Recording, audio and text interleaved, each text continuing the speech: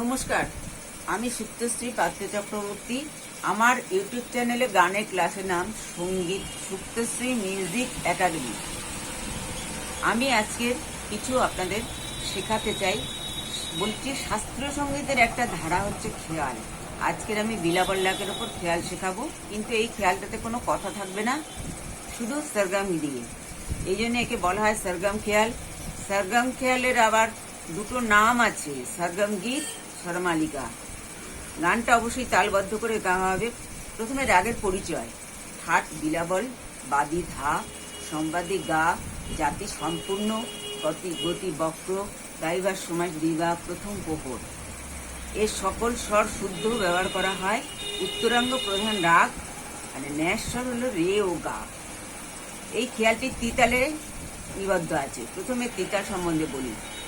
তিতাল হলো মাত্রা 16, বিভাগ 4, ছন্দ 4-4-4-4 করে, তালি 3টে, খালি একটা। ঠেকাটা হলো ধা ধিন ধিন ধা ধা, দিন দিন ধা, না তিন তিন, না তেটে দিন দিন ধা ধা। আবার দেখাবো। ধা ধিন ধিন ধা ধা, ধিন ধিন ধা, না তিন তিন, না তেটে দিন দিন ধা ধা। এবার গান স্বরমালিকাটা হচ্ছে, সরগম গীতটা আরম্ভ হচ্ছে তৃতীয় তাল থেকে। গা